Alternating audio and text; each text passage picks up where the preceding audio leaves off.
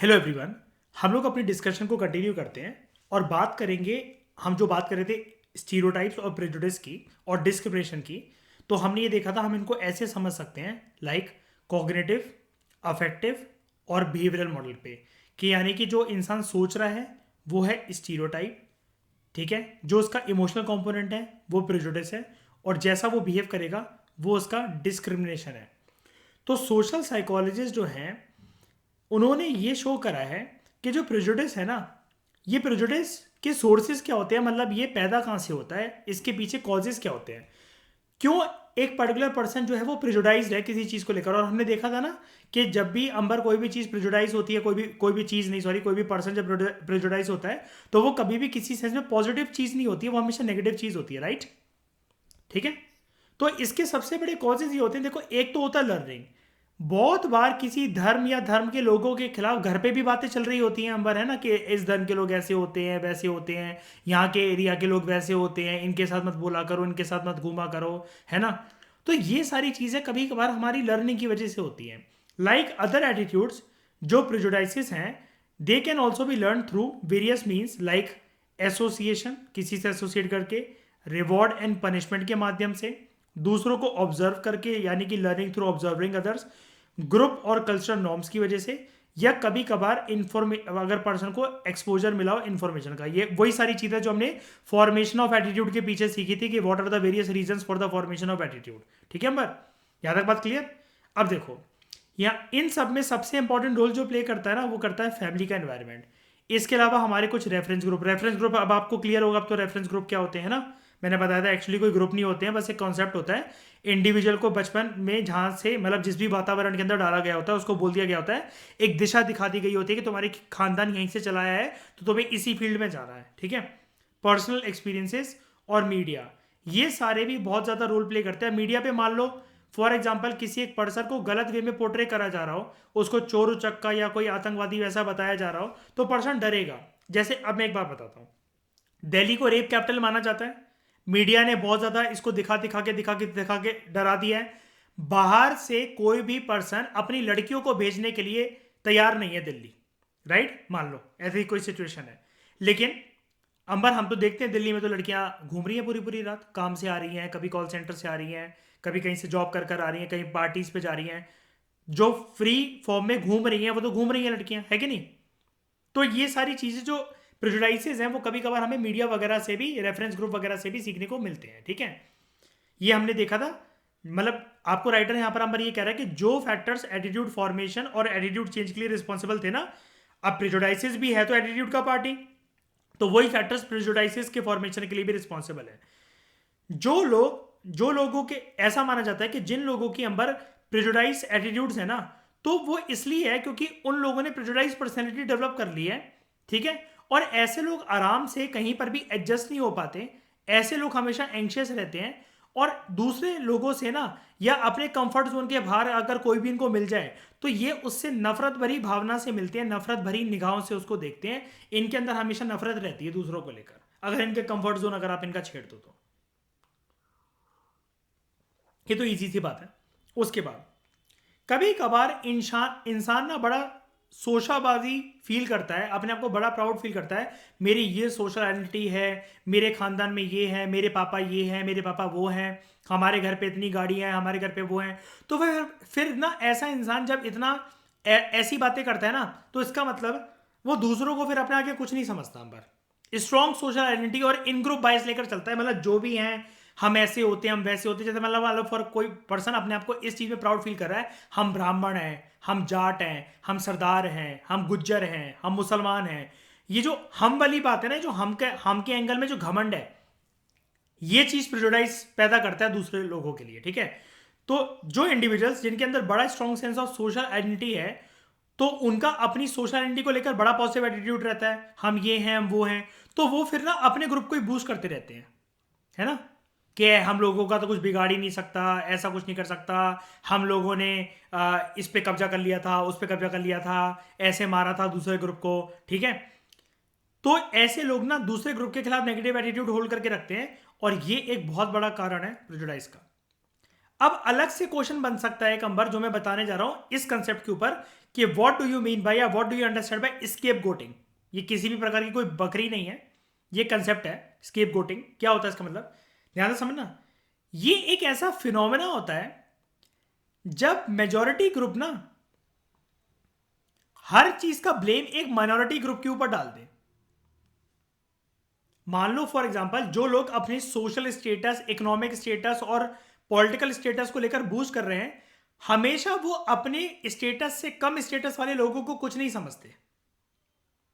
जैसे मतलब एक बात बताओ, कोई एक पर्सन है, मे गॉड सो मतलब may not God do so, कोई एक पर्सन है, वो किसी के घर में मतलब काम कर रहा है, उसका घर नहीं चल रहा है, ठीक है, वो काम वाली है, कुछ भी ड्राइवर है, ठीक है, गलती से उससे एक्सीडेंट हो गया, मालिक ने चाटा मार दिया उसके, और मालिक फिर ये कह रहा है कि तुम लोग तो ऐसे ही करते हो हमेशा, तुम लोग तो चोरी चकारी में रहते हो, या किसी एक नौकर के ऊपर चोरी का ब्लेम लग गया मान लो, ठीक है, और उस पर्सन ने नहीं करी चोरी, लेकिन पुलिस बुलाकर अरेस्ट करवा दिया, किसी काम वाली ने चोरी करी है।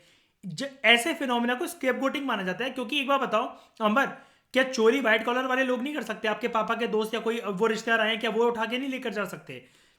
लेकिन लेकिन निगाह जो है ना, जो शक की निगाह मारी जाती है, वो हमेशा काम वाली पे ही जाएगी, राइट?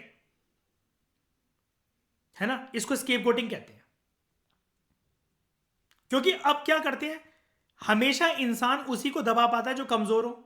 मतलब फॉर एग्जाम्पल मान लो आपका भाई है और आप वो है, अगर वो मुंह चलाता होगा तो उससे तो मम्मी पापा चुप रह जाएंगे, लेकिन अगर आप सुन लेते होगे ना तो आपको ज्यादा सुननी पड़ेगी। अगर वो सुबह उठ के ये बोले ना कि मैं नहीं उठ रहा, मुझे कोई डिस्टर्ब करने नहीं आएगा, कलेश मचा के रख देगा वो तो, और अगर आप कुछ ना कहते हो तो मम्मी कभी भी दूध या ब्रेड लेने या कोई भी सुबह अगर उठाना होगा तो आपको उठाएगी। हमेशा कमजोर को इंसान दबाता है ना? तो यहां पर माइनॉरिटी ग्रुप ना कमजोर है, वो काफी वीक फील करता है अपने आप को, और बहुत छोटा ग्रुप है, तो वो अपने आप को डिफेंड नहीं कर पाता जो उसके खिलाफ आरोप लग रहे हैं, जो एक्यूजेशंस लग रहे हैं। स्केप गोटिंग एक तरीका होता है जिसमें एक ये ग्रुप बेस्ड वे ऑफ मतलब एक एक्सप्रेशन होता है जिसमें इंसान अपनी फ्रस्ट्रेशन एक्सप्रेस करता है, और ये नेगेटिव एटीट्यूड की वजह से होता है, प्रेजुडाइज की वजह से होता है, जो कि मेजॉरिटी ग्रुप वाले वीकर ग्रुप की तरफ इंपोज करते हैं अपनी फ्रस्ट्रेशन। समझ में आया? अगेन अलग से एक क्वेश्चन निकल सकता है, what do you mean by kernel of truth? Kernel of truth, कभी कभार लोग स्टीरियोटाइप इसलिए होल्ड करके रखते हैं क्योंकि उनको लगता है कि इसके पीछे कुछ ना कुछ सच्चाई है। इसको कहते हैं कर्नल ऑफ ट्रुथ, कि जिसके बारे में वो सोचते हैं। मान लो फॉर एग्जांपल पर्सन, जैसे मैं बताता हूं यहां पर इसका मतलब क्या है। पर्सन ना अपने दिमाग में स्टोरी मेकिंग करके अंबर खुश हो रहा है कि मैं जो सोच रहा हूं ये ऐसे ही होता है, ऐसे ही होता है, ऐसे ही होता है। मान लो किसी ने कहा कि एक पर्टिकुलर कम्युनिटी के लोग ना ऐसे ही होते हैं। अब मान लो एक खबर आ गई कि इस पर्टिकुलर कम्युनिटी के बंदे ने किसी के शरीर के टुकड़े टुकड़े कर दिए और उसको गाड़ दिया। बहुत बहुत बहुत बड़ी खबर आ गई, मतलब मान लो ऐसी। तो वो पर्सन का जो थिंकिंग थी ना, जो उसका वो था, जो वो सोच रहा था सच, वो बूस्ट हो गया और ज्यादा उसके दिमाग के अंदर, है ना? इसको कहते हैं कर्नल ऑफ ट्रुथ। मतलब इंसान अपनी बात को सच्चाई प्रूव करने के लिए वो अपनी पोजीशन से कभी नहीं पलटता, वो हमेशा अपने एनवायरनमेंट में आसपास कुछ ना कुछ हिंट ढूंढ रहा है कि देखो, फिर पता क्या करेगा पर्सन, देखो मैं तो पहले ही कहा था, तुम ही नहीं मानते थे, इस कम्युनिटी के लोग, इस धर्म के लोग ऐसे ही होते हैं। हाँ ठीक है, रिकॉर्डिंग में नहीं बोलना number. Self fulfilling prophecy, again इसके ऊपर भी क्वेश्चन आ सकता है। कभी कभार किसी किसी केसेस के अंदर जो ग्रुप होता है ना, जो टारगेट होता है प्रेजुडिस का, वो खुद ही रिस्पॉन्सिबल होता है कि उसके खिलाफ प्रेजुडिस चल रही है। ध्यान से सुनना नंबर, मैं फिर से रिपीट करता हूं, इंसान कभी कभार जो उसके खिलाफ प्रेजुडिस हो रहा है ना, वो उसके लिए खुद रिस्पॉन्सिबल है। ये कंसेप्ट ये कहता है, कैसे? अगर टारगेट ग्रुप को डिपेंडेंट, वीक, लाचार, मजबूर, बेचारा बताया जा रहा है, तो टारगेट ग्रुप मान भी तो लेता है। It is just a concept. गली बॉय के अंदर, जैसा रणवीर सिंह का जो गली बॉय के अंदर, गली बॉय देखी है? अरे उसके अंदर ये दिखाया गया है कि अपने मतलब अगर जो स्लम एरिया के लोग हैं ना, उनको बड़े समाज के अंदर झुककर चलना चाहिए, नजरें झुकाकर चलनी चाहिए, कभी बड़े ख्वाब नहीं रखने चाहिए उनको। जब इस परिस्थितियों में अगर आपकी परिस्थिति बहुत खराब है, मान लो, सेल्फ फुलफिलिंग प्रोफेसी का मतलब सेल्फ फुलफिलिंग प्रोफेसी का कंसेप्ट ये कहता है वो परिस्थिति खराब होने के पीछे तुम खुद रिस्पॉन्सिबल हो, क्योंकि तुम बड़ा सोच ही नहीं रहे हो। सोसाइटी ने तुम्हें जो रियलिटी दिखाई है, तुम अपने कल्चर, अपने समाज, अपने पैसे को लेकर तुम ये सोच रहे हो कि हमारी जिंदगी सिर्फ यहीं तक सीमित है। क्योंकि टारगेट ग्रुप का मतलब पूरा समाज जिसे दबाता है वो target group, minority group, weaker group, वो कोई भी हो सकता है, वो एक पर्टिकुलर पर्सन भी हो सकता है। ग्रुप की बात सर जरूरी ये नहीं है। जैसे कोई किसी को बोले कि मतलब मान लो फॉर एग्जांपल कि बिहार के लोग ऐसे होते हैं, वैसे होते हैं, बहुत वीक होते हैं, कुछ कर नहीं सकते हैं, गरीबी बहुत ज़्यादा है। लेकिन क्यों? ऐसे तो बहुत सारे एग्जांपल्स हैं कि बिहार के सबसे ज़्यादा सिलेक्शन तो आईएएस आईपीएस में बिहार से लोगों के होते हैं। लेकिन जो लोग अपने आप को सिर्फ एक फाइनेंशियल कंडीशन की वजह से, सोशल इकोनॉमिक कंडीशन की वजह से कि हम अच्छे नहीं दिखते, वैसे नहीं दिखते, समाज के कुछ गिने चुने लोगों की वजह से अगर ये बात थाम कर रह जाओ ना अगर, तो उसको कहते हैं सेल्फ फुलफिलिंग प्रोफेसी। की मतलब क्या? प्रोफेसी का मतलब क्या होता है? एक फ्यूचर का अनुमान लगाना, है ना? कि जो लोग तुम्हारे बारे में सोच रहे थे तुमने उसको सेल्फ फुलफिल कर दिया। खुद ही तुम प्रूफ कर रहे हो, तुम्हारे अंदर जज्बा ही नहीं है, जिंदा मरे हुए इंसान है वो पर्सन जो कि झुक जा रहा है समाज के अंदर ऐसी बातें सुनकर। इसलिए अंबर एक चीज हमेशा याद रखना, जिंदगी में कभी भी किसी से इंप्रेस मत होना, अपनी आइडेंटिटी खुद डेवलप करना।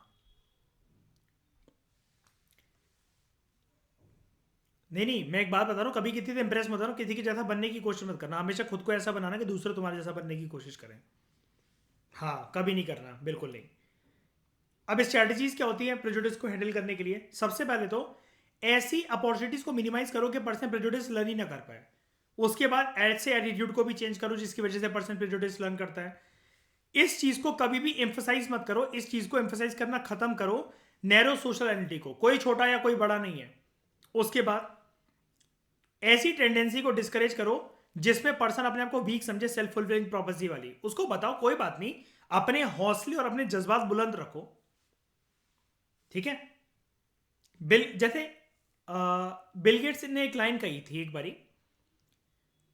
कि if you are born poor ना, that is not your mistake, but if you die poor that is your biggest mistake.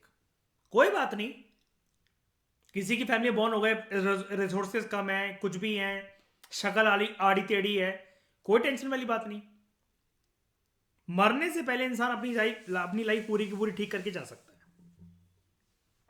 अगर वो सो कॉल्ड सोसाइटी की बातें कम सुने। हमने पढ़ा था ना, नॉर्म्स भी कभी कभार खतरनाक होते हैं, रोकते हैं हमें बहुत सारी चीजें काम करने से, है ना? और रोकते हैं हमें बहुत सारे काम करने से। अब ये गोल अकम्प्लिश कैसे हो सकते हैं? सबसे पहले तो एजुकेशन और इंफॉर्मेशन को डिसिमिनेट करके। डिसिमिनेट का मतलब होता है, या डिसिमिनेशन का मतलब होता है स्प्रेडिंग, कि स्टीरियोटाइप करेक्ट कैसे करना है, स्पेसिफिक टारगेट ग्रुप को कैसे समझाना है कि नहीं, छोटा बड़ा कोई इंसान नहीं होता, सब इक्वल है, और उनकी प्रॉब्लम कैसे टैकल करनी है इन ग्रुप बायस की। यानी कि आप अपने आप को जाट, गुज्जर, सरदार, मुसलमान, हिंदू लेकर मत चलो, अपने आप को इंसान हो तो इंसान ही लेकर चलो। दूसरा, इंटर ग्रुप कॉन्टेक्ट को हमें समाज में बढ़ावा देना चाहिए कि डिफरेंट डिफरेंट ग्रुप्स के लोग जब आपस में मिलेंगे तो बहुत सारे कल्चर, रीति रिवाज, परंपरा अच्छे अच्छे सीख सकते हैं वो लोग। कैसे? डायरेक्टली कम्युनिकेट करके एक दूसरे से, मिस्ट्रस को रिमूव करके, और इवन कुछ पॉजिटिव क्वालिटीज अपने बारे में डिस्कस करके, ठीक है? लेकिन ये स्ट्रेटजी सिर्फ तभी सक्सेसफुल हो पाएंगी अगर दो ग्रुप जो है ना वो कोऑपरेटिव एनवायरनमेंट के अंदर मिले, ना कि कॉम्पिटिटिव एनवायरनमेंट के अंदर। उनके बीच में क्लोज इंटरेक्शन हो, वो अपने आप को ज़्यादा बेटर तरीके से जान पाए। और दो ग्रुप जो है वो अलग अलग पावर और अलग अलग स्टेटस के लोग ना हो, तभी ये चीज़ संभव है। उसके बाद इंडिविजुअल आइडेंटिटी को हमें हाईलाइट करना चाहिए रेदर देन ग्रुप आइडेंटिटी, कि जो भी कुछ है वो एक इंडिविजुअल है। जैसे कोई कहे मेरे पापा डीआईजी, तो क्या फर्क पड़ता है उससे? तुम्हारे पापा डीआईजी, एसपी, एसीपी, तुम क्या हो? तुम्हारे पापा डीआईजी को कोई तुम्हें उठाकर प्रधानमंत्री थोड़ी ना बना देगा। ये चीज है कि इंडिविजुअल को बोलो कि तुम क्या हो। जैसे कई लोग बोलते हैं कि बनी बनाई मतलब सारा संपत्ति मिल गई, महल मिल गया, फैमिली बिजनेस मिल गया, सब कुछ मिल गया। ऐसे लोग जिंदा मरे हुए लोग होते हैं, किसी काम के नहीं, क्योंकि जाना ही नहीं ना लाइफ में स्ट्रगल क्या होता है, वो क्या होता है। हल्की सी आंधी आएगी ना जीवन में, जब खानदान की सत्ता खुद हाथ में आएगी, हल्की सी आंधी आएगी, नस काट के मर जाएंगे। हमसे संभाला नहीं जा रहा, life is too unfair, life is too tough for us. ठीक है। उसके बाद तो जिनके पास रिसोर्सेज एक्चुअली कम होते हैं ना, वो ठोस मजबूत इंसान होते हैं। ठीक है, बस यही वाली बात है यहाँ पर। उसके बाद वो कह रहा है ये नेक्स्ट चैप्टर के अंदर हम लोग पढ़ेंगे, इसको छोड़ो। तो इस डिस्कशन में फिलहाल इतना ही। Thank you very much for discussion.